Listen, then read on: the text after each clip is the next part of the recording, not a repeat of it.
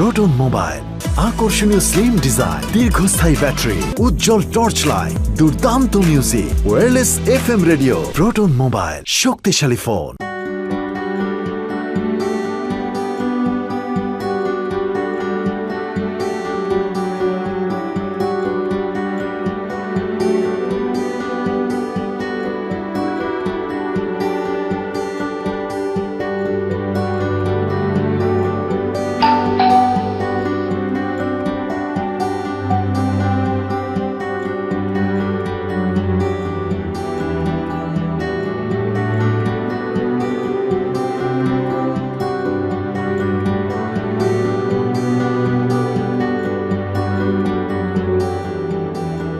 আল্লাহ, আজকে বাইরে খুব গরম পড়ছে।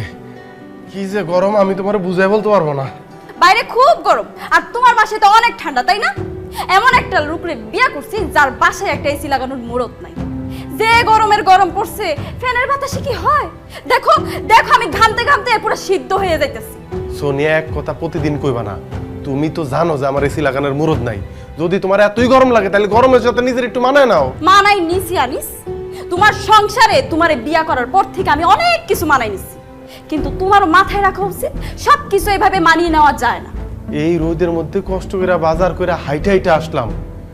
কই তুমি আমার এক গ্লাস ঠান্ডা পানি দিবা, তা না তুমি আমার সাথে চিৎকার চেঁচামেচি করতেছো।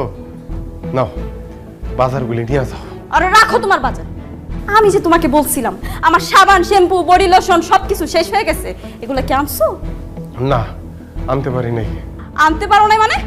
কেন আনতে পারো নাই? কারণ আজকে মাসের 20 তারিখ সোনিয়া, আগামী মাসের বেতন পাইতে হইতে 5 তারিখ। তোমার ওই বডি লোশন, সাবান, শ্যাম্পুর যে দাম তা যদি আমি কিনতাম তাহলে পরে আর বাজার করা হইতো না। আগামী মাসে বেতন পাইলে আমি তোমার ওই সাবান, শ্যাম্পু সবকিছু কিনা দিব। তুমি আমাকে কচু দিবা? গত মাসে তো তুমি একই কথা বলছো। সি সি সি সি, বড়ে সাবান, শ্যাম্পু, তেল এসব কিছু কিনা দিতে পারো না? কেমন পুরুষ মানুষ তুমি? তোমার যখন এতই অভাব তাহলে বিয়া করছো কেন? তোমার বিয়া করার আগে আমি কত সুন্দর ছিলাম, কত ফর্সা ছিলাম। দেখো দেখো আমারে, তোমার বিয়া করার পর থেকে, তোমার মতন একজন অকর্মারে বিয়া করার পর থেকে আমার গায়ের রং কেমন কালো হয়ে যাইতেছে। না না, তোমার বিয়া করার সিদ্ধান্তটা আমার জীবনের সবচাইতে বড় ভুল সিদ্ধান্ত। তুমি আমার জীবনটা নষ্ট করে দিছো আনিস। সোনি, কি ব্যাপার বৌমা, কি হয়েছে? এত চিৎকার চেঁচামেচি কিসের? আমি সবার থেকে উঠে আসলাম। না তেমন কিছু না আব্বা, ওই আমরা নিজেরা কথা বলতেছিলাম। মা, এই যে বাজার করে নিয়ে আসছি, বাজারগুলি ভিতরে নিয়ে যাও। কয়দিন ধরে ঘরে বাজার নাই, আলু ভর্তার ডাল খাইতে খাইতে আর পারতেছিলাম না। ও মাছ আনছিল সে? হ্যাঁ মা, মাছ আনছি। এই কয়দিন খাইতে তোমাকে অনেক কষ্ট হয়েছে, এটা আমিও খেয়াল করছি। এই দেখো বড় মাছ, এই যে তেলাপিয়া, বড় সাইজেরটা, দেখছো? আবারও তেলাপিয়া মাছ নিয়ে আইসোস? হ্যাঁ দেখছো, তোমার পোলা আবারও তেলাপিয়া মাছ নিয়ে আইছে। কিরে আনিস, এই তেলাপিয়া মাছ খাওয়াই আমাকে নারী ভুড়ি জ্বালানোর চিন্তা ভাবনা করতে চাস নাকি? হ্যাঁ, কি কো আব্বা, আমি তো কিছুই বুঝতেছি না। সারা মাস তো তেলাপিয়ার পাঙ্গাস দিয়ে চালাইলি, আজকে বাজারে গেছ সেই তেলাপিয়াই নিয়ে আইসস। আর তেলাপিয়া মাছের যে গন্ধ, মুখের কাছে আনলে আমার বমি আসে। ওই যে পাশের বাসার করিম সাহেব আছে না, ওর পোলা প্রত্যেক দিন বাজার থেকে বড় বড় রুই মাছ নিয়ে আসে, কাতলা মাছ নিয়ে আসে। আমি দেখি আর আফসোস করি, আরে আমরাও পোলা জন্ম দিছি, হ্যাঁ দিছে, হ্যাঁ পোলা আনে বড় বড় মাছ আর আমার পোলা আনে তেলাপিয়া। মা, করিম সাহেবের পোলা অনেক বড় চাকরি করে, অনেক বড় বেতন পায়। তাছাড়া শুনছি তার 2 নম্বর ইনকাম আছে, কিন্তু তোমার পোলা তো এত বড় চাকরি করে না, এত বড় বেতনও পায় না মা। তোমার পোলা 2 নম্বর ইনকাম করে না মা, এই কারণে তোমার পোলা তুমি করে বড় বড় মাছ খাওয়াইতে পারে না মা। তোমার পোলা পারে না। তোর লেখাপড়া কি কম করাইছি? তোরে লেখাপড়া করতে দেয়া জায়গা জমি যা ছিল সব শেষ করে দিছি, নিজে তো কিছুই করা পারি নাই। আসল কথা কস না কে, বড় চাকরি পাওনের তোর কোনো মুরদি নাই। তুই তেলাপিয়া মাছ আনছত না, তোর তেলাপিয়া মাছ তুই খা, আমি আজকে ভাতই খামু না। এই এই কি হলো? আরে ভাতই খাম না। কি শুরু করছো? নিজে তো একটা সুন্দর না, ঠিকই বলছে। জমিদার তেলাপিয়া মাছ দিয়ে ভাত খাবে না? আমিও তোমাকে বলে দিতেছি, আমার সাবান, শ্যাম্পু, লোশন এই বাসায় না আসা পর্যন্ত এই বাসায় আমি রান্না বান্না করব।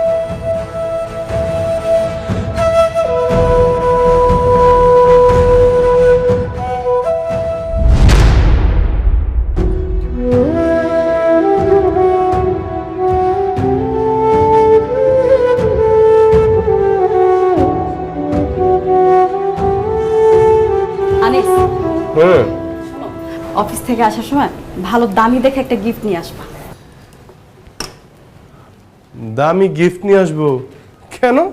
আমার ছোট বোন তানিয়ার যে জন্মদিন, তোমাকে আমাকে যে সন্ধ্যার সময় ইনভাইট করছে, ভুলে গেছো তাই না? ওরে আসলেই ভুলে গেছিলাম। হ্যাঁ, আমার বোনের জন্মদিন না, ভুলে তো যাবাই। তোমার পরিবারের কোনো কিছু হলে তোমার মাথায় ঠিকই থাকতো। যাই হোক, আসার সময় ভালো দামি দেখে একটা গিফট নিয়ে আসবা, আমার বোন দেখেই যেন খুশি হয়ে যায়। দামি গিফট কোত্থেকে নিয়ে আসবো? হাতে তো টাকা নাই। টাকা না থাকলে টাকা ম্যানেজ করো আনিস। আমার ছোট বোনের জন্মদিনে তাকে যদি আমি ভালো দামি একটা গিফট দিতে না পারি, তাহলে তো আমার মান সম্মান বলতে কিছুই থাকবে না। দেখো, এখন তো মাসের শেষ, কারো কাছে ধার চাইলেও টাকা পাবো না। এক কাজ করলে কেমন হয়, এই তানিয়ার বার্থডেতে তুমি একা যাও, আমি না গেলাম। আমি না গেলে তো আর বার্থডে গিফট দেওয়া লাগলো না, বুঝছো না? আমার বোনের জন্মদিনে তুমি যাবা না তাকে গিফট দেওয়ার ভয়ে? এত বড় ছোট লোক তুমি আনিস? ছি ছি ছি ছি। আমার তো অবাক লাগছে, তোমার মতো একটা নিজ ছোট লোককে আমি ভালোবেসে বিয়ে করছি। সোনিয়া, তুমি একটু বোঝার চেষ্টা করো, এখানে তো ছোট লোকের কিছু নাই। আমার কাছে এই মুহূর্তে টাকা নাই, তাই আমি যেতে যাচ্ছি না। তুমি একা যাও। আমার জামাই থাকতে আমি যদি একা একা আমার বোনের জন্মদিনে যাই, আমার আত্মীয় স্বজনরা কি বলবে? আজকে যদি আমার জামাই না থাকতো, আমি যদি বিধবা হইতাম, তাহলে ঠিকই আমি একা যেতাম। আমি কোনো কথা শুনতে চাই না আনিস। আজকে সন্ধ্যার সময় তুমি আমার সাথে আমার বোনের জন্মদিনে যাবে। আর হ্যাঁ, অফিস থেকে আসার সময় অবশ্যই ভালো দামি দেখে একটা গিফট নিয়ে আসবে। আবারও গিফট নিয়ে আসবো কোত্থেকে? টাকা পাবো কোথায়? টাকা কোথাও না পেলে ভিক্ষা করো। বারবার টাকা কোথায় পাবো, টাকা কোথায় পাবো বোর সেটা বলতে তোমার লজ্জা করে না? তোমার অফিস থেকে কিছু টাকা অ্যাডভান্স নাও, তোমার বসকে বলো সামনের মাসের স্যালারি থেকে তোমাকে কিছু টাকা অগ্রিম দিয়ে দিতে। আচ্ছা ঠিক আছে, স্যারের সাথে কথা বলি। স্যার যদি কিছু টাকা অ্যাডভান্স দেয়, তাহলে একটা গিফট কিনে নিয়ে আসবো। মনে রেখো আনিস, তোমার কারণে যদি আমি আমার পরিবারের কাছে ছোট হই, তোমার সংসারের সমস্ত কিছু ভেঙে আমি একদম চুরমার করে ফেলবো। আনিস, মা মা বাবা, ওই তোর বাপের এই ওষুধটা শেষ হয়ে গেছে, অফিস থেকে আসার পথে ওষুধটা নিয়ে আসিস।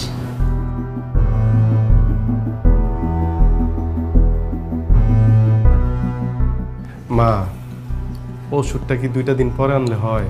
কি করছ তুই? 2 দিন পরে আনবি মানে? আরে তোর আব্বা যদি এই ওষুধ না খায়, তাহলে তো তোর আব্বা অসুস্থ হয়ে যাইবো। তখন কি করবি? ডাক্তার কাছে তোর আব্বারে নিয়ে দৌড়াদৌড়ি করা লাগবে। তার থেকে ভালো বাবা, যে কইরা পারিস ওষুধটা আজকে আনবি বাবা। ঠিক আছে মা, আমি দেখি কি করা যায়। আচ্ছা।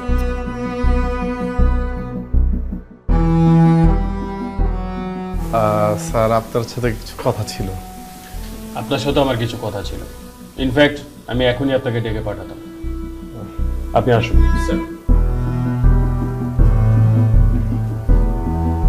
আচ্ছা আলী সাহেব, এটা তো একটা অফিস, তাই না? স্যার, অফিসের একটা নিয়ম আছে, একটা টাইমিং আছে। আমি খোঁজ খবর নিয়ে দেখেছি যে আপনি ম্যাক্সিমাম টাইমে অফিসে লেট করে আসেন। কেন? স্যার, আমার বাসা অফিস থেকে অনেক দূরে, তো আমি বাসে করে আসি। অনেক সময় বাসের জন্য লাইনে দাঁড়ায় থাকতে হয়, আবার মাঝে মধ্যে জেনে করি, তাই দেরি হয়ে যায় স্যার। আপনি বাসে অফিসে কেন আসবেন? আপনি সিএনজিতে আসবেন। স্যার, আমার বাসা মিরপুরে, আর অফিস তো উত্তরায়। তো প্রতিদিন যদি আমি মিরপুর থেকে উত্তরায় সিএনজি করে আসি, অনেকগুলো টাকা তো স্যার ভাড়াতেই চলে যাবে। অফিস আপনার উত্তরা আর আপনি থাকেন সেই মিরপুর, লেট তো আপনার হবেই। আপনি থাকবেন অফিসের আশপাশে, আপনি এত দূরে গিয়ে কেন থাকেন? স্যার, ওইদিকে বাসা ভাড়া একটু কম, আর এইদিকে তো স্যার বাসা ভাড়া অনেক বেশি। আপনি তো জানেন কয় টাকা বেতন পাই। সব যদি বাসা ভাড়া আর গাড়ি ভাড়াতেই চলে যায়, তাহলে সংসার চালাবো কিভাবে? আপনার সংসার আপনি কিভাবে চালাবেন সেটা সম্পূর্ণ আপনার ব্যাপার, এটা আমার ব্যাপার। আমি শুধু আপনাকে এইটুকুই বলতে পারি, আজকের পর থেকে আপনি যদি অফিসার একদিনও লেট করে আসেন, তাহলে আমি আপনাকে ফায়ার করতে বাধ্য হব। সরি স্যার, আর দেরি হবে না। আচ্ছা, আপনি এরকম আনস্মার্ট কেন বলেন তো? কি ধরনের কাপড় চোপড় পরে অফিসে চলে আসছেন? শার্ট কুচকানো, প্যান্টের কোনো আয়রন নাই, কিছু নেই, এভাবে অফিসে কেন আসেন? স্যার, ওই শার্ট প্যান্ট একটু পুরনো হয়েছে তো, তাই কুচকে গেছে। হোয়াট? আপনি পুরনো শার্ট প্যান্ট পরে অফিসে আসেন? নতুন শার্ট প্যান্ট পরতে পারেন না? স্যার, যে বাসা ভাড়া, স্ত্রীর খরচ, তাছাড়া আমার বাবা মাও খুব অসুস্থ, তাদের ওই চিকিৎসা, ঔষধ এগুলো কিনতে গিয়ে হাতে আর টাকা থাকে না। নিজের জন্য একটা ভালো শার্ট প্যান্ট কিনবো। এই ধরনের ইমোশনাল কথাবার্তা আপনি আমার সামনে বলবেন, এগুলো আমাকে বলে কোনো লাভ। আপনি একটা মাল্টি ন্যাশনাল কোম্পানিতে জব করেন, এখানে আসতে হলে আপনাকে পরিপাটি হয়ে সুন্দর হয়ে তারপরে আসতে হবে। নতুন নতুন জামা কাপড় পরবেন, আয়রন করা, সুন্দর ভাত করা, সুন্দর প্যান্ট পরবেন, জামা পরবেন, তারপরে অফিসে আসবেন, ঠিক আছে? আরেকটা ব্যাপার, আপনি যেরকম আনস্মার্ট ভাবে অফিসে আসেন, অফিসে যখন বস আসে, ফায়ার আসে, বাইরের কোনো পার্টনার আসে, তারা আসার পর যদি আপনাকে দেখে তো তারা আপনার মতো আমাদেরকে আনস্মার্ট মনে করবে, আমাদের মান সম্মান সব নষ্ট হবে। আপনি এখন থেকে রেগুলার সুন্দর জামা কাপড় পরে অফিসে আসবেন। ইনফ্যাক্ট আমি সিকিউরিটিকে বলে রাখবো যে এরপরে যদি আপনি এই ধরনের কাপড় টুকুর পরে অফিসে ঢোকার চেষ্টা করেন, সেজন্য আপনাকে বাধা দেয়, আপনাকে যেন ঢুকতেই না দেয়। 1 ঘন্টার মধ্যে ফাইলটা রেডি করে আমার টেবিলে নিয়ে আসবেন। স্যার আপনার সাথে যে আমার কথা ছিল, আপনার উপর আমার মেজাজ এখন যথেষ্ট খারাপ, আমি প্রচন্ড রকমের রেগে আছি আপনার উপরে। এখন কোনো কথা আপনার আমি শুনি, মেজাজটা ঠান্ডা হতে দিন, তারপর আপনার কথা শুনি, ঠিক আছে? আসুন।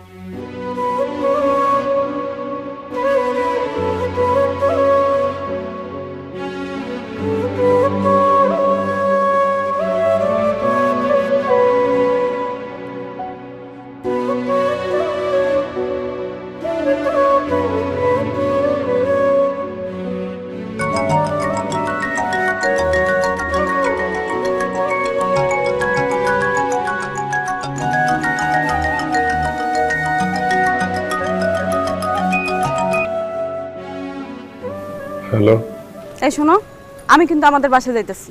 তুমি না বললা যে সন্ধ্যার সময় আমরা একসাথে যাব, এখন চলে যাচ্ছ যে?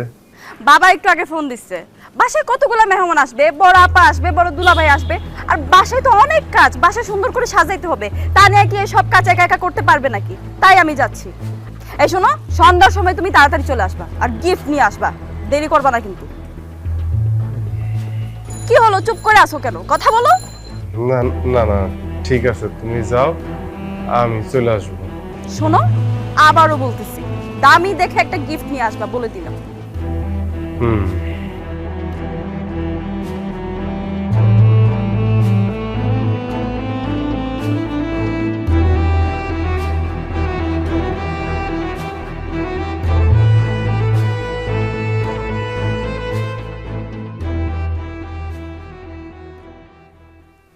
কি ব্যাপার আনিস সাহেব, অফিস তো ছুটি হয়ে গেছে অনেকক্ষণ আগে, বাসায় যাবেন না? না ভাই, বাসায় তো যাব, আমি আসলে আপনার জন্যই অপেক্ষা করতেছিলাম। আমার জন্য কিছু বলবেন? কি হবে বলি ভাই, আমার 5,000 টাকা খুব দরকার, আমার 5,000 টাকা ধার দিতে পারবেন? ভাই আমার কাছে তো টাকা পয়সা নেই, কিভাবে ধার দেবো বলেন? ভাই ভাই ভাই ভাই ভাই, আমার 5,000 টাকা খুব দরকার, টাকাটা না পেলে আমার বিরাট বিপদ হয়ে যাবে।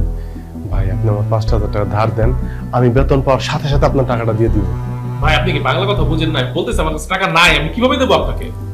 ভাই আমি জানি আপনার কাছে টাকাটা আছে, আচ্ছা যাই হোক, যদি 5,000 টাকা দিতে আপনার কষ্ট হয়ে যায়, অন্তত 3,000 টাকা দেন, তাইলে আমার বিপদটা উদ্ধার হয়, প্লিজ ভাই। আরে ভাই 3,000 টাকা দিয়ে আপনি কি করবেন? ভাবি কি অসুস্থ নাকি? না ভাই, হয়েছে কি, ওই আমার শালির জন্মদিন, কারণ আমার বউ খুব বায়না ধরছে আমার শালির জন্য আমি একটা দামি গিফট কিনে দেই, আমার কাছে তো এই মুহূর্তে টাকা নাই, কিভাবে দেই বলেন? তাই টাকাটা খুব দরকার, আমার বোন নাকি নাইলে মানিজ্জত থাকবে না শ্বশুর বাড়িতে, বুঝেনি তো শ্বশুর বাড়ির ব্যাপার স্যাপার। ভাই প্লিজ ভাই, একটু দেখেন ভাই। হায় রে আনিস সাহেব, নিজে ঠিক মতো খাইতে পারেন না, একটা ভালো শার্ট কিনতে পারেন না, অফিসে যান বাসে জুইলা, আসেন বাসে জুইলা, অথচ শালির বার্থডেতে গিফট দেওয়ার জন্য আপনার কাছে টাকা ধার চাইতেছেন। আরে ভাই এই জন্য না আপনার জীবনে কখনো উন্নতি হবে না, বুঝছেন? এই মিয়া, আপনারা তো অভাব অনটন থাকলে শালির বার্থডেতে যাওয়ার দরকার কি? আর গিফট দেওয়ার আপনার দরকারটা কি? হ্যাঁ, ও বুঝছি, শ্বশুর বাড়ির লোকজনের সামনে শালির গিফট দেওয়া বড় হইতে চাইতেছেন। হ্যাঁ, যাই হোক ভাই, আমার কাছে 3,000 টাকা নেই, 1,002 টাকা আছে, উড়িয়ে দিতেছে। কিন্তু ভাই বেতন পাওয়ার সাথে সাথে টাকাটা ফেরত দেবেন। অবশ্যই অবশ্যই ভাই, ভাই আপনি আমার কত বড় উপকার করলেন, আমি বেতন পাওয়া মাত্রই আপনার টাকাটা ফেরত দিয়ে দেবো ভাই। অনেক ধন্যবাদ ভাই, অনেক ধন্যবাদ। ঠিক আছে।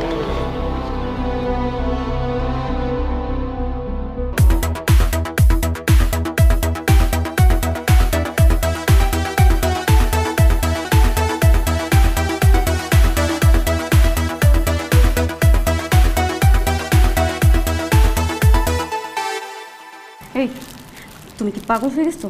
তোমার কাণ্ড জ্ঞান কি সব লোক পাইছে? কি শার্ট পরে তুমি আমার বোনের জন্মদিনে চলে আসছো? না হয়েছে কি, ওই যে একটু অফিসে দেরি হয়ে গেছিল, তারপর আবার তোর জন্য গিফটটা কিনলাম। গিফটটা কিন্তু আবার দেরি হয়ে গেছে, তারপরে দৌড়াইতে দৌড়াইতে আসলাম যে একটু ঘামাই গেছি। সকালবেলা যে শার্ট পরে তুমি অফিসে গেছো, সেই শার্ট পরে তুমি আমার বোনের বাড়িতে চলে আসছো।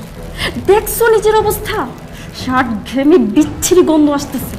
আল্লাহ, এখন আমার আত্মীয় স্বজন তোমাকে দেখলে আমার মান সম্মান সব যাবে। আচ্ছা আচ্ছা, তাহলে এক কাজ করো, তুমি এই গিফটটা রাখো, এটা তানিয়ারে দিয়ে দিও। কারণ সবাই দেখলে যদি তোমার ইজ্জত যায়, তাহলে আমি বাসায় চলে যাই, তুমি আনন্দ ফুর্তি করে আসতে দিয়ে আইসো। চুপ থাকো, বেশি কথা বলো। আসো তানিয়া, আব্বা তোমার জামাই আসছে। দেখলাম তো। আরে দুলা ভাই, কেমন আছেন আপনি? খুব ভালো আছি। Happy birthday to you, happy birthday to you my sweet sister. এই যে এইটা তোমার বার্থডে গিফট। থ্যাংক ইউ দুলা ভাই। ফ্রেন্ডস, তোমরা সবাই এদিকে আসো। আমার বড় দুলা ভাই আমাকে একটা আইফোন 15 প্রো ম্যাক্স গিফট করছে, আর আমার মেজো দুলা ভাই এই যে একটা গিফট ধরিয়ে দিয়েছে, এটা আমি এখন সবার সামনে খুলবো এবং দেখাবো। চলো।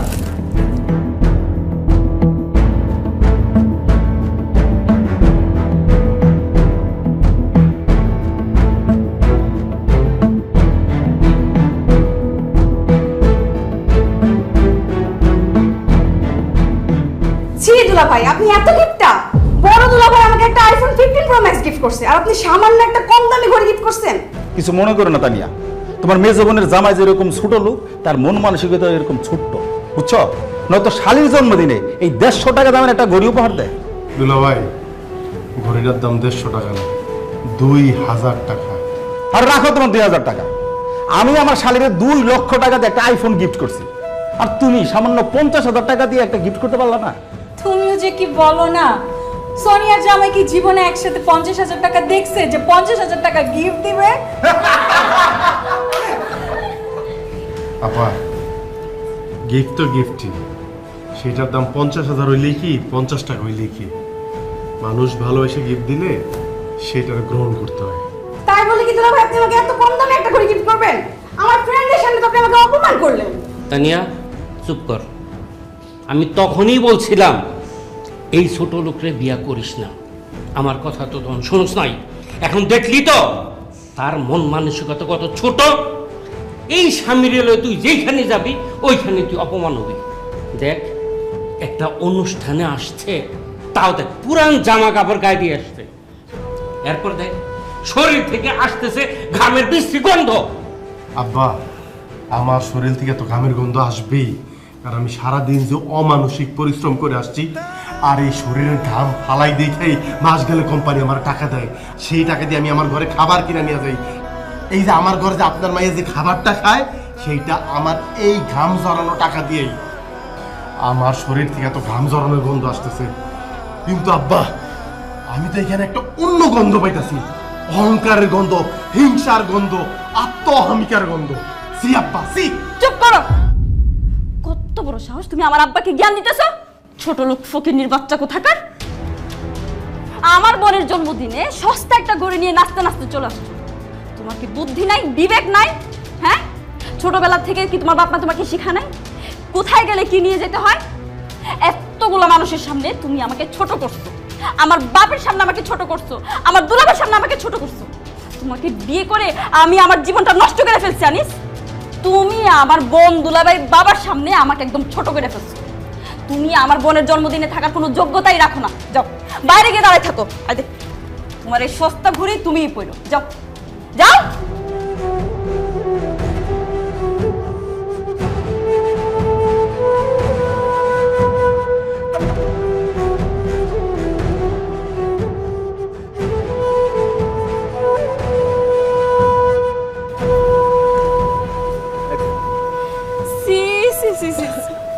তুমি আজকে আমার যে লজ্জাটা দিছো না, আমার মন চাইতেছে গাড়ির নিচে গিয়ে আমি মইরা যাই। ওখানে আমার দুলাভাই ছিল, আমার বোন ছিল, আমার 14 গোষ্ঠী ছিল, সবার সামনে তুমি আমার মাথাটা একদম নিচু করে দিছো। আমি তোমার শেষবারের মতো বলতেছি, তুমি নিজের চলাফেরা ঠিক করো আর ইনকাম সোর্সটা একটু বাড়াও, না হলে আমি কিন্তু তোমার সাথে থাকবো না। থামো না, লোকজন আছে রাস্তাঘাটে, যে রিক্সাওয়ালা চাচা শুনতেছে, বাদ দাও না। আর রাখো তোমার রিক্সাওয়ালা শুনতেছে, এটা খুব গায়ে লাগলো। আর ওইদিকে যে আমার 14 গোষ্ঠী সবারে জানাই দিছো তুমি একটা ফুকিন্নি মার্কেট একটু ঘুরে নিয়ে গেছো আমার বোনের জন্য, ওইটা কিছু না? আচ্ছা ঠিক আছে, আমার ভুল হয়েছে, আমি মাপ চাই। আমার এই কম দামি গিফট নিয়ে যাওয়া ঠিক হয় নাই, ভবিষ্যতে আমি দামি গিফট নিয়ে যাবো। থামো। ভবিষ্যতে কি নিবা আমার জানা হয়ে গেছে। আমার দুলা ভাইকে আমি কিভাবে মুখ দেখাবো?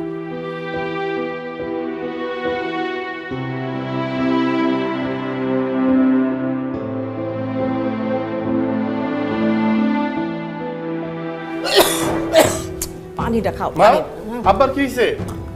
আরে সেই দুপুরবেলা থেকে শরীরটা খারাপ। এই তোর অফিস যাওয়ার সময় যে ওষুধ আনতে বলছিলাম আসোস, আর তোরে যে এতবার করে আমি ফোন করলাম, ফোন ধরস না কেন? হ্যাঁ, কথা কস না কেন? ওষুধ আনছোস? না মা, আনতে পারি নাই। কি তুই ওষুধ আনস নাই? আরে ওই ওষুধ খাই নাই দেখে তো তোর বাপের শরীরটা খারাপ। ওষুধ আনস নাই কেন?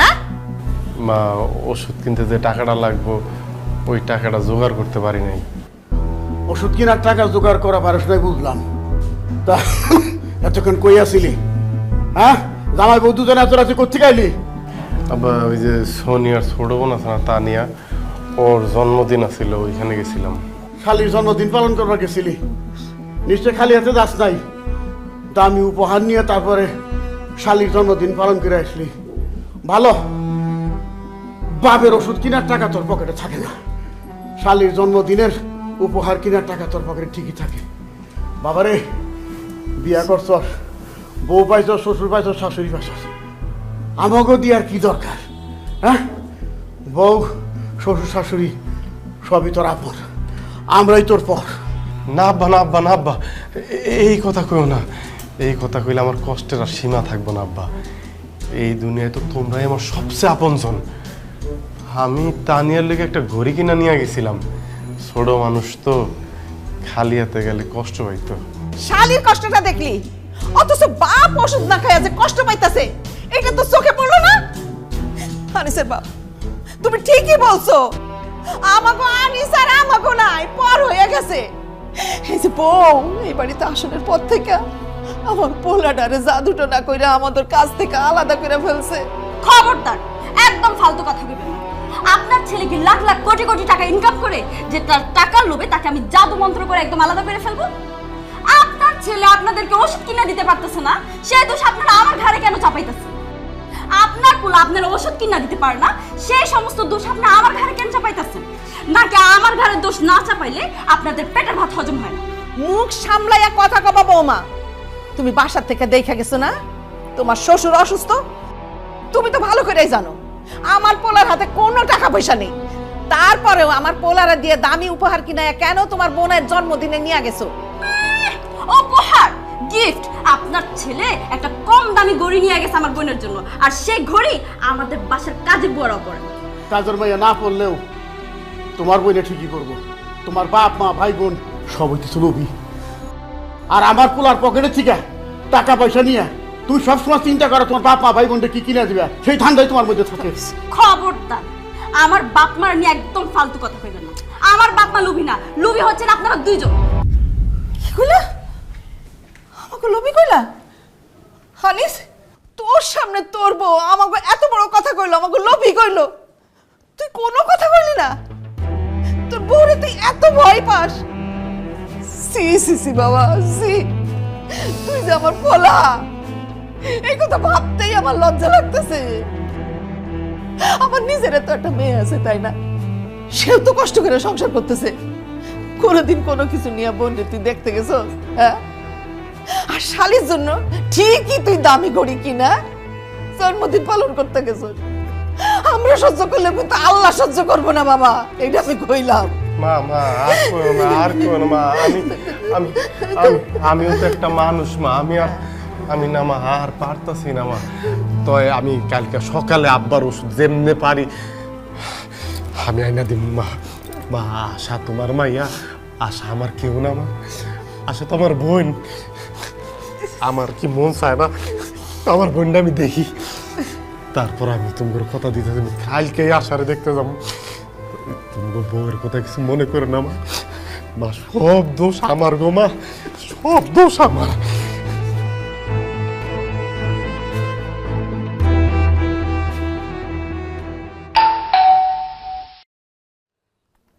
এই অসময় আবার কে আইলো? একটু পান খাইতে বসে শান্তি নাই। হ্যাঁ এটা আল্লাহ।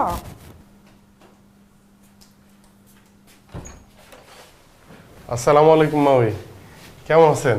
ওয়ালাইকুম সালাম, ভালো আছি। যাও বসো।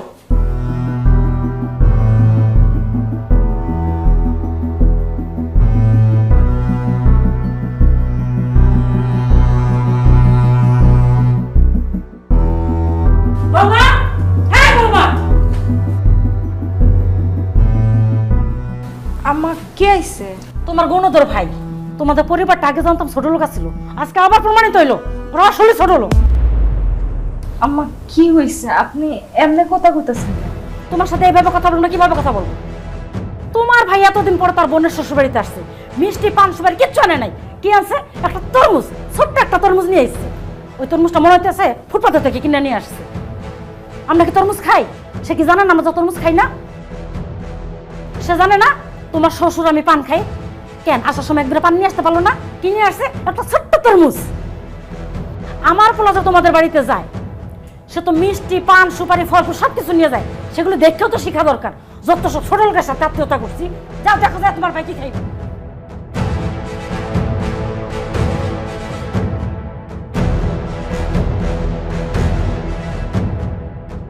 প্রোটন মোবাইল, আকর্ষণীয় স্লিম ডিজাইন, দীর্ঘস্থায়ী ব্যাটারি, উজ্জ্বল টর্চ লাইট, দুর্দান্ত music, wireless FM radio. Proton mobile, শক্তিশালী ফোন। কি রে আশা, বোন কেমন আছিস তুই?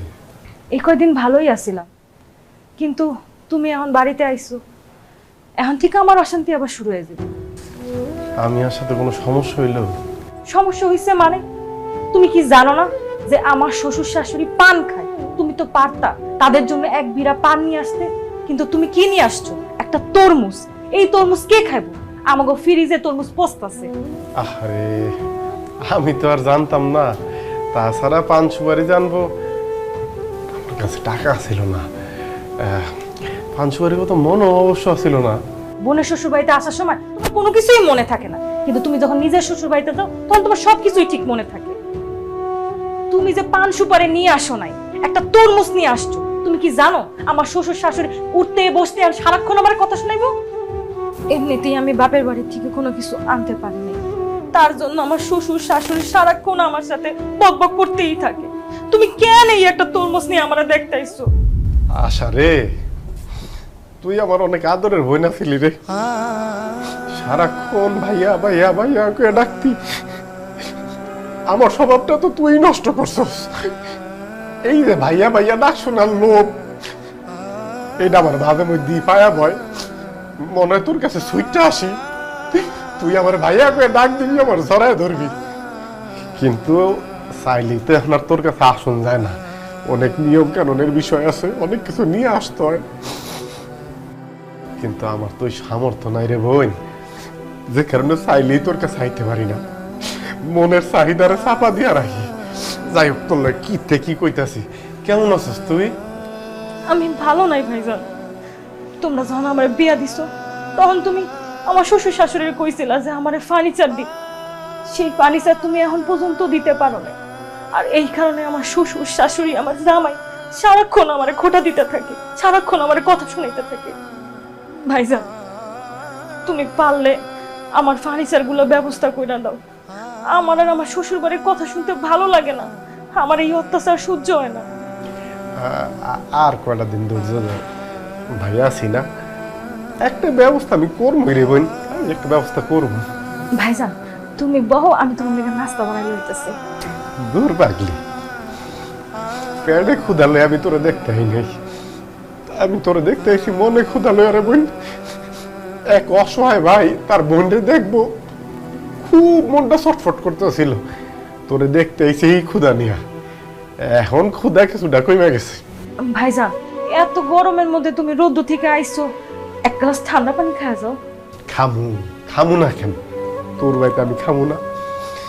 আগে ফার্নিচার গুলি দিয়া তোর ঘরটা সাজাই, হাত ভইরা পান সুপারি মিষ্টি নিয়ে আসি, একদম কবজি ডুবাই খামু। এই দিন কিন্তু না খেয়ে যাবো না, আগে কয়ে গেলাম।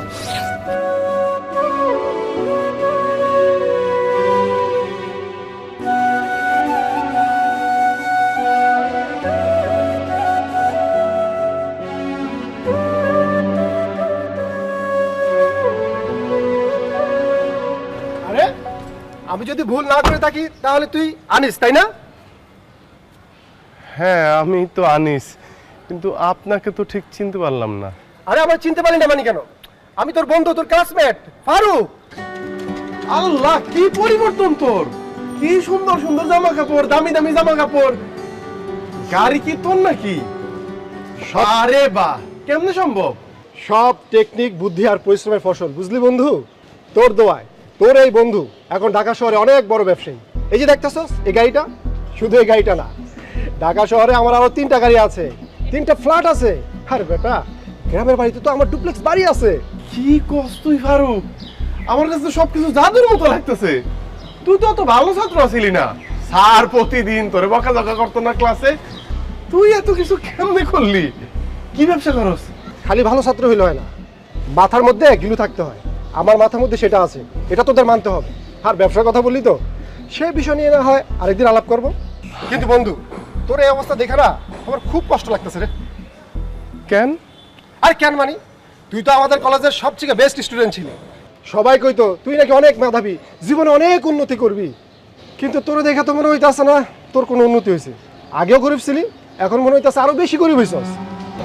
এই ভর দুপুরে বউরে নিয়ে হাইটা যেতেছস, একটা রিক্সাও নিতে পারলি না। আর কি কমু, জামা কাপড়ের যে অবস্থা, মনে হয় বউরও একটা জামা কাপড় দিতে পারস না। আচ্ছা যাই হোক, তুই এক কাজ করিস, আমার অফিসে আসিস, আমি তোর জামা কাপড় কিনা দিব না। আর শোন, তোর বউরও ভালো ভালো ড্রেস কিনা দিব, আসিস কিন্তু। না দরকার নেই, তোর দেখে ভালো লাগতেছে, তুই অনেক ভালো আছস, আমরাও মাশাআল্লাহ আমগো জায়গায় ভালো আছি। কেমন যে ভালো আছস সেটা তো তোর দেখেই আমি বুঝতেছি। কি সোনিয়া, কিছু যে বলতেছো না, আমার চিনতে পারছো? হ্যাঁ চিনতে পারছি, আগে তো প্রায় আমার বাসার সামনে এসে দাঁড়াই থাকতো। হ্যাঁ ঠিকই কইছো, আমি এক সময় তোমার পিছন পিছন ঘুরতাম। আমি খারাপ ছাত্র দেখা তুমি আমার বার্তাই দিতা না, আমি নাকি বখাটে। আনিস, মেধাবী ছাত্র দেখা তারে বিয়া করছো। এখন এই মেধাবী ছাত্রের বিয়া করে তুমি কি পাইছো? এই দুপুরবেলা রাস্তা দিয়ে হাঁটায় নিতাস। অথচ তুমি যদি আমারই বিয়া করতা তাহলে কি করতা? তুমি রানী হয়ে থাকতা। এই যে এসি গাড়ি আছে না, এটা তো চলতে করতে পারে। অবশ্য কথায় আছে না, মানিকে মানিক চিনে, শুকনা কাঠির টুকরা কখনো মানিক চিনে না। ভাবছিলাম পোশাক আশাক দেখে তোর মধ্যে একটা পরিবর্তন হয়েছে। তোর বাহ্যিক পরিবর্তন হয়েছে ঠিকই, কিন্তু মন মানসিকতার পরিবর্তন হয় নাই। যা সাজ্জা, যা যা। আর শোন, তোদেরকে না এই রাস্তার মধ্যে হাঁটতে দেখে খুবই ভালো লাগতেছে।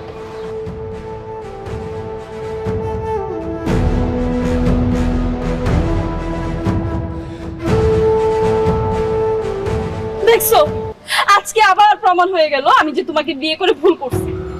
যে ছেলে দিন রাত 24 ঘন্টা আমার পিছনে ঘুরঘুর ঘুরঘুর ঘুরঘুর করতে থাকতো, যে ছেলেকে আমি পাত্তাই দিতাম না, সে ছেলে আজকে ঢাকা শহরে গাড়ি নিয়ে ঘুরতেছে। তারে তো টাকা পয়সা হয়ে গেছে, তার ঢাকা শহরে 3-3টা বাড়ি আছে।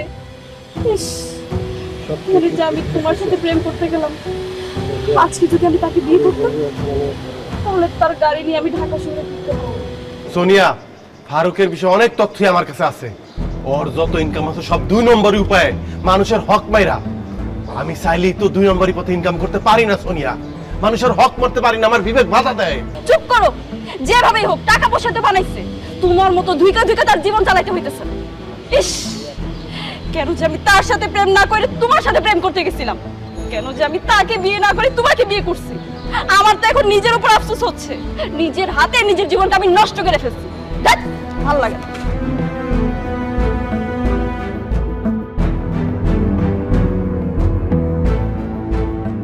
May I coming sir? আরে আনোয়ার সাহেব, আসুন আসুন।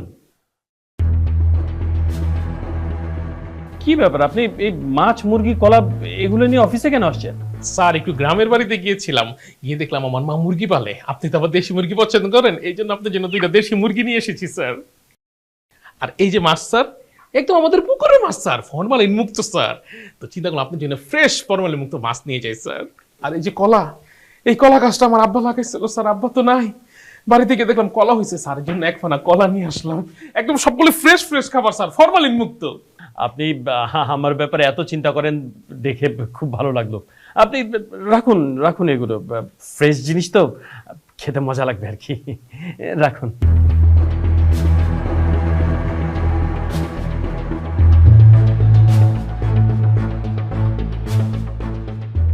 থ্যাংক ইউ স্যার, আপনি এগুলো রেখেছেন, আমি ধন্য হয়ে গেলাম স্যার।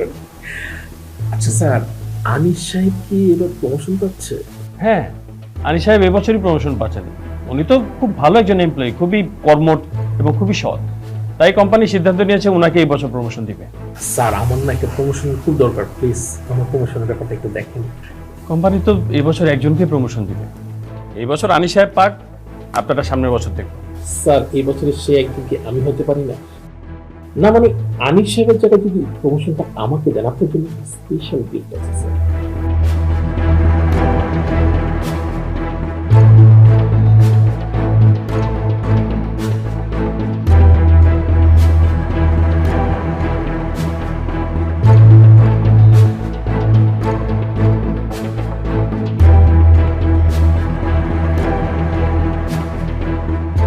কারণ কোনো সমস্যা নেই, এই বছর আপনারই প্রমোশন হবে।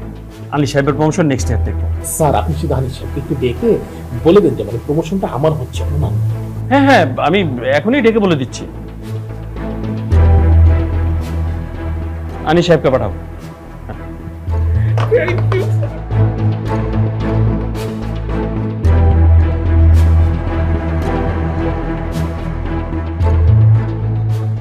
মে আই কাম ইন স্যার? হ্যাঁ আনিস সাহেব আসুন। দেখুন, আপনাকে একটা সংবাদ দেওয়ার জন্য এখানে ডেকে পাঠিয়েছি। আপনার জন্য একটা ব্যাড নিউজ আছে। আপনার সামনের মাসে যে প্রমোশনটা হওয়ার কথা ছিল, সেই প্রমোশনটা এই মাসে আর হচ্ছে না। স্যার আমার প্রমোশনটা হচ্ছে না কেন স্যার? কারণ কোম্পানি আপনার সাথে বেটার একজন পারফর্মারকে পেয়েছে, কোম্পানি তাকেই প্রমোশন দিবে। আর এই বেটার পারফর্মার হচ্ছে আনোয়ার সাহেব। আনোয়ার সাহেব আমার চেয়ে বেটার পারফর্মার?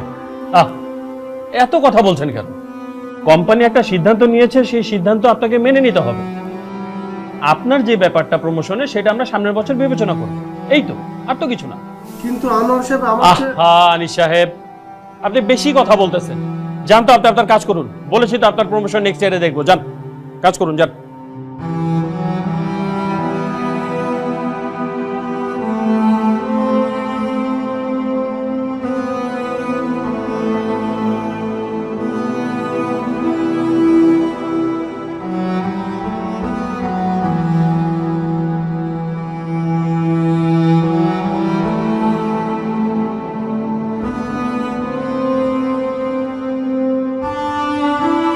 শোনো না আনিস, আমার মোবাইলটা না নষ্ট হয়ে গেছে, চার্জ থাকে না, আর একটু পর পর হ্যাং হয়ে যায়।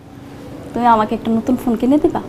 এমনি আমি সংসার চালাতে হিমশিম খাইতেছি, তার মধ্যে তুমি চাইছো তো নতুন ফোন। আচ্ছা যাও, হাতে টাকা পয়সা আসলে তোমার আমি একটা টাচ মোবাইল কিনে দিব। কিসের টাচ মোবাইল? তুমি আমাকে আইফোন কিনে দিবা? তোমার কি মাথা ঠিক আছে? আইফোনের দাম জানো? একটা আইফোনের দাম 1.5-2 লাখ টাকা। তাতে কি হয়েছে? আমি তোমার বউ, তোমার বউকে তুমি 1.5-2 লাখ টাকার একটা আইফোন কিনে দিতে পারবা না? না পারি না, আমার সেই সামর্থ্য নাই। যাও সামনে থেকে যাও, খামাখা বিরক্ত করো না তো, যাও। আমি কোথাও যাব না, আমি কোনো কথা বলে তোমার কাছে এখন বিরক্ত লাগে। তুমি কি জানো, পাশের ভাবি ওনার জামাই ওনাকে 5টা শাড়ি কিনে দিছে, এক একটা শাড়ির দাম 12,000 টাকা, সাথে একটা আইফোনও কিনে দিছে। ভাবির জামাই যদি ভাবির এত কিছু কিনে দিতে পারে, তুমি কি আমাকে সামান্য একটা আইফোন কিনে দিতে পারবে না? এক কথা বারবার বলবো, আমি দিতে পারবো না, কারণ আমার কাছে টাকা নাই। টাকা না থাকলে টাকা ম্যানেজ করো। এমনি তো বিয়ের পর থেকে কিন্তু আমি তোমার কাছে কিছুই চাই না। আগামী সপ্তাহের মধ্যে তুমি আমাকে একটা আইফোন দিবা।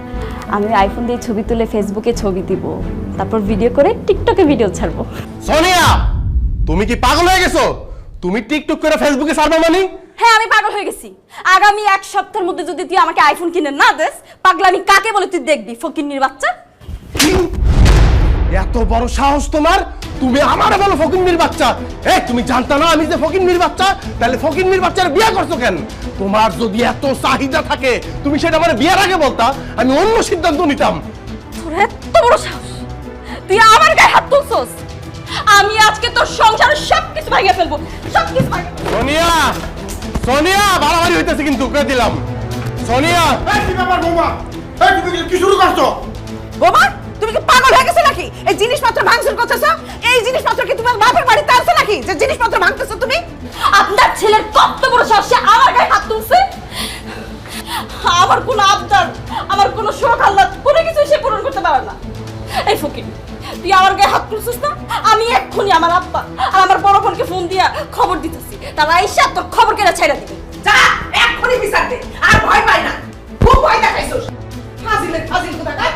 তোরা আমি আগেই কইছিলাম প্রেম প্রীতি করে বিয়ে শাদী করবার যাইস না। এখন ফলাফল পাইলি তো।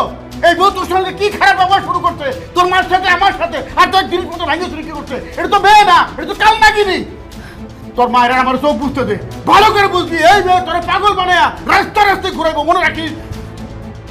আবার ভয় দেখাইছে যে ভাই বোনে ফোন দিব, বোনের জামাইরে ফোন দিব, আসুক দেখি কি করে। আর ভয় পাই না, অনেক সহ্য করছি, আর না।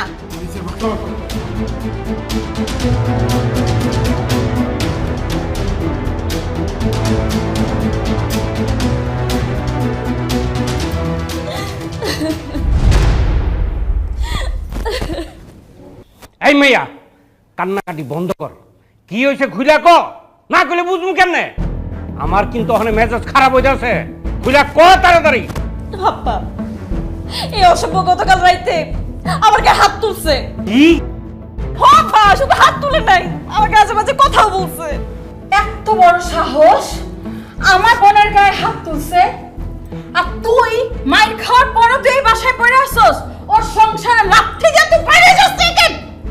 আমি চাই নাই আপু তাকে শাস্তি দেওয়ার জন্য। আব্বা, ও আমার গায়ে হাত তুলছে না, তুমি এটার বিচার করবা। আমি এটার বিচার চাই। আমার মায়ের গায়ে হাত তুলছো না? তোমার নামে আমি নারী নির্যাতনের মামলা দেবো। আপনার নারী নির্যাতনের মামলা করবো না, আমরা কি বসে থাকুন নাকি? হ্যাঁ, আর জামাই তার বোর গায়ে হাত তুলতেই পারে। তারে শাসন করতে গেছে, তার জন্য মামলা মোকদ্দমা আসে কেন? আপনি আইছেন ভালো কথা, আপনি এসে এই সমস্যাটা সমাধান করতে দেবেন তা না, আর আপনি মেয়ের উস্কাই দিতেছেন। আব্বা আব্বা আব্বা আব্বা, আপনারা একটু থামেন।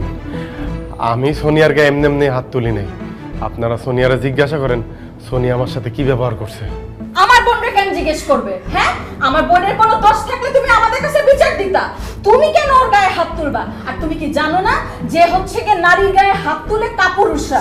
আর তুমি তো একটা কাপুরুষ, এই জন্যই তো আমার বোনের গায়ে হাত তুলছো। হ্যাঁ ঠিকই কইছেন, আমি তো একটা কাপুরুষই, নাইলে এতদিন ধরে আমি এত কিছু সহ্য করবো কেন? আমার বউ আমার সাথে অন্যায় করছে, আমি তার গায়ে হাত তুলছি। তারপরেও যদি এটা আপনার দৃষ্টিতে অন্যায় মনে হয় তাহলে দেন, আপনারা সবাই মিলে আমার শাস্তি দেন। তোরে শাস্তি দিব কেন? তুই যেটা করছস একদম ঠিক করছস। বিআই সাহেব, আপনার মাইয়া আমার পোলারে একটুও শান্তি দেয় না। সারাক্ষণ ঝগড়াঝাটি করে, ঘ্যাসর ঘ্যাসর করে, ঘেউ ঘেউ ফেউ ফেউ করে। আরে ও তো একটা পুরুষ মানুষ, কতক্ষণ সহ্য করবে? আপনার মায়ারে শাসন করে। আপনার মাইয়াই খারাপ, সবকিছুর নষ্টের মূল আপনার মাইয়া। কি কইলেন আপনি? আমি নষ্টের মূল? আপনি নষ্টের মূল, আপনার ছেলে নষ্টের মূল। আপনি আপনার ছেলেরে কান পড়া দেন, আর সে এসে আমাকে হাত তুলে আমার আশেপাশে কথা বলে। আব্বা, আমি তার নামে নারী নির্যাতনের মামলা দিতে চাই। চলো আমার সাথে থানায় চলো। আপা সোনিয়া সোনিয়া সোনিয়া, এটা নিয়ে আর বাড়াবাড়ি করো না। আমি তোমার কাছে মাপ চাইতেছি, আমি তোমার কাছে মাপ চাইতেছি, আমার ভুল হয়েছে। তারপরও যদি তোমার মন না গলে আমি তোমার পাও ধরে মাপ চাবো। এরকম কইরো না সোনিয়া, আমি আর সহ্য করতে পারতেছি না সোনিয়া, আমি আর সহ্য করতে পারতেছি না। এটা তুই কি করলি বাদান? তুই পুরুষে একটা নারীর কাছে ক্ষমা চাইলি? চাইলাম আব্বা, আমি মাপ চাইলাম, কারণ আমি আমার বউর অনেক ভালোবাসি।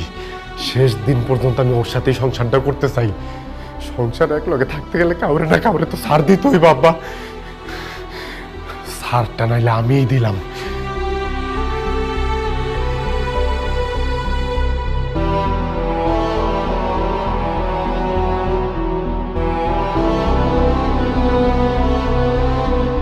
আনিস, এইভাবে আর কতদিন বলো?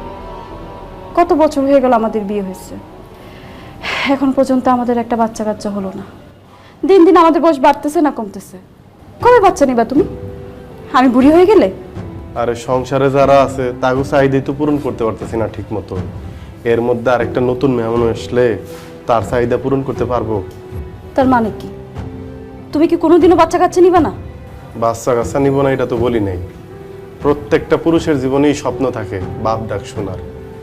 আমারও সেই তীব্র আকাঙ্ক্ষা আছে, কিন্তু আমার অর্থনৈতিক যে অবস্থা, এই মুহূর্তে যদি বাড়িতে নতুন মেহমান আসে, বাচ্চাটার তো সব চাহিদা আমি পূরণ করতে পারবো না। আমার অর্থনৈতিক অবস্থার একটু পরিবর্তন ঘটুক, ইনশাল্লাহ বাচ্চা কাচ্চা নিব। তুমি যে সৎভাবে চলো, সদা সত্য কথা বলো, এই যুগে এত সৎ থেকে নিজের অবস্থান জীবনও পরিবর্তন করতে পারবে না। শুনো, নিজের অবস্থান পরিবর্তন করার জন্য একটু অসৎ হও, একটু মিথ্যা কথা বলো, একটু চিটারি বাটপারি করো, তাইলে না তোমার অবস্থান পরিবর্তন হবে, তুমি অনেক বড় হতে পারবা। মানে বুঝো না? ওই যে পাশের বাসার ভাবি, সে আমাকে বলছে তার জামাই মাসে বেতন পায় মাত্র 25,000 টাকা আর ঘুষ পায় 2 থেকে 3 লাখ টাকা। আমি বলি কি আনিস, তুমি ঘুষ নেওয়া শুরু করে দাও, তাইলে তোমার ইনকাম বাড়বে, আমাদের অবস্থানও পরিবর্তন হবে। সোনিয়া, তুমি আমাকে ঘুষ খাইতে বলতেছো? আমি খাবো ঘুষ? এত অবাক হওয়ার তো কিছু নাই, এই যুগে কেউ সাধু না, বুঝছো? সবাই 2 নাম্বারই কাজ করে বড় লোক হইতেছে। আর 25,000 টাকার বেতনের চাকরিতে তুমি তোমার অভাব অনটন জীবনও দূর করতে পারবে না। তোমার ইনকাম বাড়াইতে হবে, আর ইনকাম বাড়ানোর একটাই রাস্তা, তোমার ঘুষ খাইতে হবে। অসম্ভব সোনিয়া, অসম্ভব। পারতপক্ষে আমি কোনোদিন মিথ্যা কথা কই নাই, কারোর সাথে কোনো অন্যায় করি নাই, কারো হক মারি নাই, কোনোদিন একটা ঘুষের টাকায় আমি হাত দেই নাই। তুমি কান খুইলা শুইনা রাখো, আমার পক্ষে ঘুষ খাওয়া সম্ভব না। আরে বাবা, তোমার ঘুষ খাওয়া লাগবে না তো, তুমি ওই ঘুষের টাকা আমার কাছে এনে দাও, আমি ওই টাকা খরচ করব, আমি আমার সকালাত পূরণ করব। আমার যে দিন দিন বয়স বাড়তেছে, সেদিকে তোমার খেয়াল আছে? আমি কি আমার সকালাত বুড়া বয়সে পূরণ করব? দেখো, আমি কিন্তু তোমাকে সাফ সাফ বলে দিতেছি আনিস, আমি যেভাবে বলতেছি সেভাবে করো, নাহলে তোমাকে আর তোমার সংসার ছাড়তেই আমি দ্বিতীয়বার চিন্তা করব।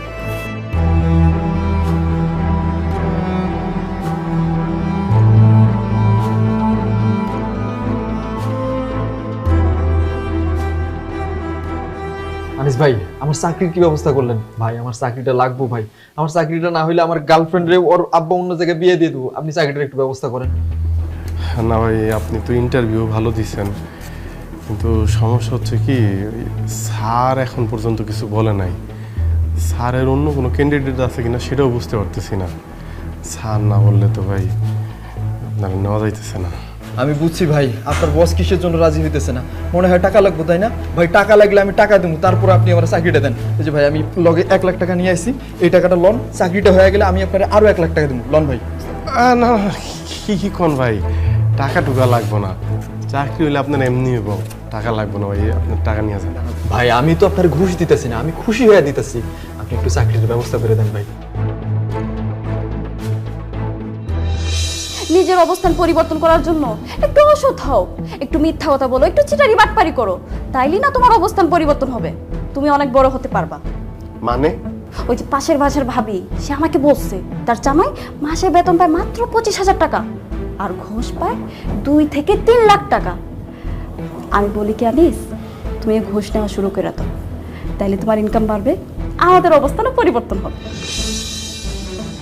আনিস ভাই, কি ভাবতেছেন আপনি? লন না টাকাটা, লন ভাই, আমার চাকরিটা খুব দরকার, আপনি টাকাটা নিলেই আমার চাকরিটা মনে হয় হয়ে যাবে, লন না। কেউ জানবো না তো? না ভাই, ভাই আমি আছি, কেউ জানবো না ভাই, আপনি আর আমি ছাড়া কেউ জানবো না, আমি কইলাম লন। রাখেন রাখেন, আপনি আপনার কাছে জানবো না তো? কেউ জানবো না ভাই, রাখেন ভাই। দেখেন ভাই, আমার খালি চাকরিটা লাগবে ভাই, আমি জীবনে প্রথম কার কাছ থেকে। স্যার এই যে দেখেন স্যার, স্যার ঘুষ খেয়ে চাকরি দিতেছে মানুষকে, এরকম একবার না স্যার, কয়েকবার সে করছে। আমি তার এই ভোলা ভালা চেহারাটা দেখে মনে হচ্ছে ভালো মানুষ, তাই আমি কিচ্ছু বলিনি স্যার। স্যার আপনি যখন থেকে আমার প্রমোশন দিয়েছেন, এরপর থেকে সে ঘুষ খাওয়া শুরু করে দিচ্ছে স্যার। সে আরো কয়েকজনের থেকে ঘুষ নিচ্ছে স্যার, আমি এতদিন লজ্জায় শরমে কিচ্ছু বলি নাই স্যার। সেই যে হালা বলা অসহায়ের মতো চেহারা করে রাখে না, সে আসলে অসহায় না স্যার, ও একটা ভটপট চিটার, একটা ঘুষখোর। ও যে এরকম ঘুষ খায় যদি এমডি স্যার জানতে পারে, এই অফিসে তো বন্ধ হয়ে যাবো স্যার, আপনারা আমার আমাকে সবার চাকরি নিয়ে টানাটা লেগে যাবো। ওরা একটা লাত্তি মেরে অফিস থেকে বাই করেন না কেন স্যার? স্টাউন্ডেম ছোট লোক যেন কোথাকার ঘুষখোর, তোর এত বড় সাহস, তুই আমার অফিসে এসে আমার সামনে তুই ঘুষ খাওয়ার চেষ্টা করতেছিস? Sir sir sir sir sir একদম কথা বলবি না, আজকে তোকে আমি জেলের ভাত খাওয়াবো, তোকে পুলিশে দেবো আজকে আমি। আমার মাফ করে দিন স্যার, আমি আর কোনোদিন স্যার, আমি আর কোনোদিন এই টাকা স্পর্শ করবো না স্যার, আপনি আমার পুলিশে দিয়েন না স্যার। তোকে আমি জেলের ভাত খাওয়াবোই, তোকে আমি পুলিশে দিবই আজকে। স্যার আমার বাবা অসুস্থ স্যার, আমার স্ত্রী স্যার, প্রত্যেকটা লোক আমার প্রতি নির্ভরশীল স্যার। স্যার আপনি যদি আমার পুলিশে দেন স্যার, আমার পরিবার এই সমাজে মুখ দেখাতে পারবে না স্যার। স্যার আপনি আমার মাফ করে দিন স্যার, আমার একবার সুযোগ দেন স্যার। শুধুমাত্র তোর বাবা মা, তোর ফ্যামিলির কথা চিন্তা করে আমি তোকে পুলিশে দিলাম না, কিন্তু এই অফিসে তুই আর এক মুহূর্তের জন্য থাকতে পারবি না। এই মুহূর্তে আমি তোকে ফায়ার করলাম। Just get out from my office. না স্যার, আপনি এই কাজটা করেন না স্যার। আমার ইনকামের উপর আমার পুরো পরিবার নির্ভরশীল। আমার বাবা মা অসুস্থ স্যার, ওনাদের চিকিৎসা, ওনাদের ওষুধ সব স্যার আমার এই স্যালারি থেকে স্যার। স্যার লোকগুলি না খেয়ে মারা যাবে স্যার, স্যার লোকগুলি না খেয়ে মারা যাবে স্যার। আমি যদি ওষুধ ব্যবস্থা না করতে পারি, আমার স্ত্রীর চাহিদা পূরণ করতে না পারি, ওরা আমার ভুল বুঝবো, বাবা আমি অকর্ম, আমি যোগ্যতাহীন স্যার। স্যার এত বড় শাস্তিটা দিয়েন না স্যার। স্যার আপনি পায়ে ধরি স্যার, পায়ে ধরি স্যার, আর কোনোদিনই ভুলবো না স্যার। স্যার ভুলবো না স্যার। স্যার স্যার যদি আজকে আমার চাকরিটা চলে যায়, স্যার আমার মানুষের দ্বারা দ্বারা হাত পাততে হইব স্যার। স্যার আমার ভিক্ষা করতে হবে আমার বাবা মার চিকিৎসার জন্য স্যার। স্যার স্যার আপনি শুধু আপনাকে একটু আমার জায়গায় চিন্তা করেন স্যার, আপনার পায়ে ধরি স্যার। তোর জায়গায় আমি কখনোই আসবো না। আর তোর মতো স্কাউন্ডেলের, তোর মতো ঘুষ করে ভিক্ষা করে খাওয়া উচিত। Just get out from my office, get out. Anwar সাহেব দাঁড়িয়ে আছেন কেন? ওনাকে ঘাট ধাক্কা দিয়ে বের করুন। স্যার আমার বাবা অসুস্থ স্যার। আপনি বের হন, অফিস থেকে বের হন স্যার। স্যার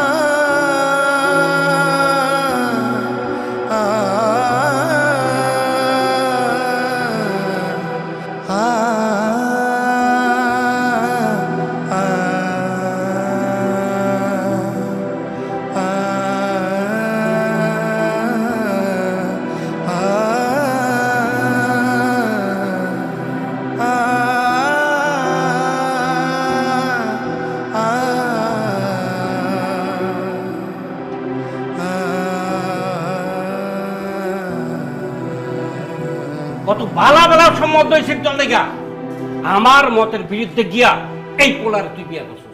কইছস হ্যাঁ নাকি সবচেয়ে বেশি যোগ্য পুরুষ। এখন কেমন যোগ্য পুরুষ প্রমাণ পাইছস? আব্বা আমার ভুল হয়ে গেছে।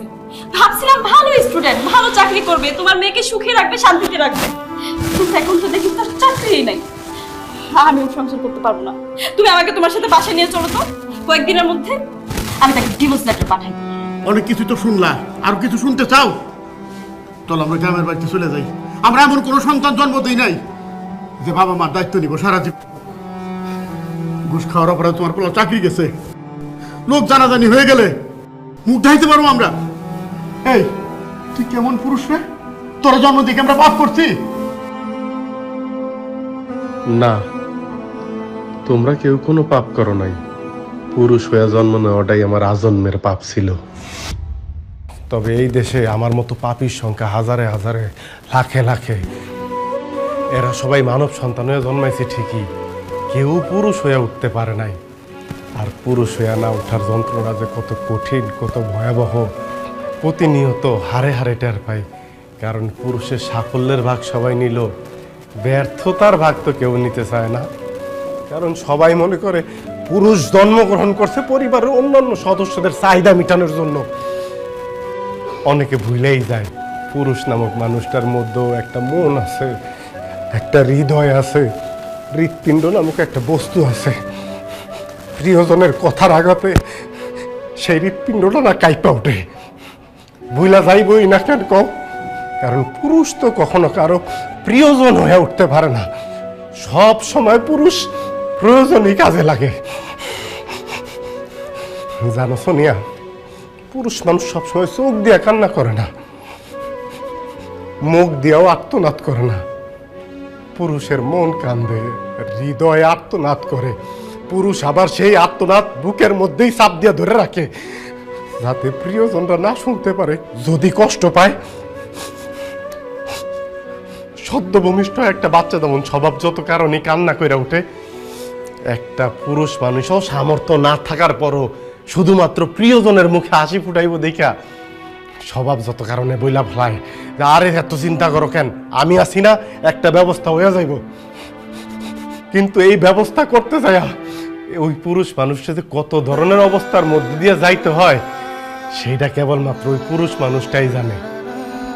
আমাগো সমাজে তো একটা কন্যা সন্তানের জায়গায় যদি একটা ছেলে সন্তান জন্মগ্রহণ করে তাহলে পরিবারের মানুষ অনেক খুশি হয়, কারণ তারা জানে এই ছেলে সন্তান একদিন পুরুষ হয়ে উঠব, তাকে সব চাহিদা পূরণ করব।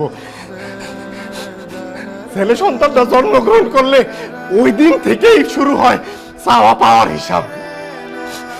এই যে আমি আজকে চাকরিটা হারাইলাম, ঘুষ খাইলাম, বিশ্বাস করেন এই অন্যায়ের কথা আমি আমার জন্য হাঁটি নাই। এমন না আমি একটা নতুন শার্ট কিনবো, একটা নতুন প্যান্ট কিনবো, এক বেলা পেট বইরা ভালো মন্দ খামো, এই কারণে আমি ঘুষ নিতে চাই নাই। আমি ঘুষ নিছিলাম যদি তোমাকে মুখে একটু হাসি ফুটাইতে পারি, যদি তোমার চাহিদা পূরণ করতে পারি সোনিয়া, অন্তত দিন শেষে অমানবিক পরিশ্রম করার পর বাড়িতে আইসা তোমাকে হাসি মুখটা তো দেখতে পারবো। তোমরা তো আমার লাগে আর খারাপ ব্যবহার করবা না। আমি না পারি নাই, আমি ব্যর্থ হয়েছি। অনেক পুরুষ এরকম পারে না, না পাইরা তারা মৃত্যুর আলিঙ্গন করে, পরম শান্তিতে ঘুমায়, কেউ কেউ উন্মাদ হয়ে যায়। যাই হোক, একটা ব্যর্থ পুরুষের কথা আর কত শুনবা। আব্বা তোমাকে পায়ে ধরি, আব্বা সোনিয়া, তোমার কাছে আমার শেষ রিকোয়েস্ট, তোমরা এই বাড়ি ছেড়ে যাও না। তোমরা কেন যাইবা? ব্যর্থ তো আমি, এই বাড়ি ছেড়ে আমি চলে যাইতেছি মৃত্যুর মিছিলে, অথবা পৃথিবীর উন্মাদ পাগলদের নামের তালিকায় কোনো একদিন হয়তো আমার নামও যোগ হইব। হোক, তোমরা তো ভালো থাকবা, তোমরা ভালো থাকলো আমি পাগল উন্মাদ হয়ে ভালো থাকবো। আমারও তোমরা মাফ করে দিও। আল্লাহ দোহাই লাগে, তুমি আর কোনো শব্দ বইল না, আমার ভুল হয়ে গেছে, তুমি আমার মাফ করে দেওয়া নিস। তুমি সারা এই দুনিয়াতে আমার বসবাস অযোগ্য। আমার এই ছোট্ট রাজত্বের রাজা হয়ে থাকো, আমি তোমার রানী হয়ে থাকতেছি। আমি আজকে বুঝতে পারছি যে পরিবারের পুরুষের মুখে হাসি নাই, সে পরিবারের অন্য সদস্যও হাসতে পারে না। আমরা ভুলে গেছিলাম তুই একজন পুরুষ, রক্ত মাংস করে একজন বাবা, আমি মা হইয়াও তোরা বুঝতে পারি না বাবা, তুই আমার মাফ করে দিস, মাফ করে দিস বাবা। আব্বা, আব্বা খবরদার এই কথাটা কইও না আব্বা। একটা পরিবারে যখন সব সদস্যরা ভালো থাকে, হাসি খুশি থাকে, শান্তিতে থাকে, যখন ওই পরিবারের প্রত্যেকটা মানুষ হাসতে থাকে, শুধু কান্না করে ওই পরিবারের পুরুষ সদস্যটা, ওর চোখ দিয়া অশ্রু বাইরায় আব্বা, তবে সেই অশ্রু কষ্টের অশ্রু না, ওইটা আনন্দের অশ্রু আব্বা, আনন্দের অশ্রু। ওই অশ্রু আল্লাহর কাছে শুকরিয়া আদায় করার অশ্রু আব্বা। তোমরা যদি হাসি থাকো, খুশি থাকো, আমার চেয়ে সুখী পৃথিবীতে কেউ থাকবো না আব্বা, কেউ থাকবো না। আব্বা, আব্বা কান্দেন না আব্বা, তোমরা কেউ কান্দো না, আমি তাহলে চলে যাবো।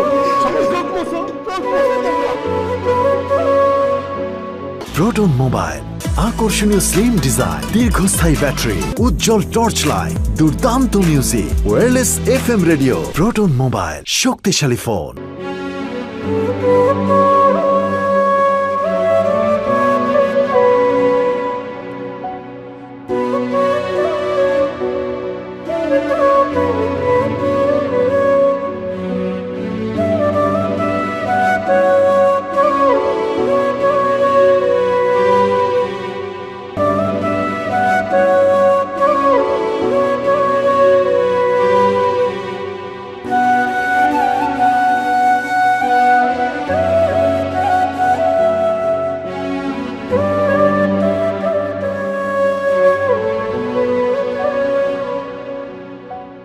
না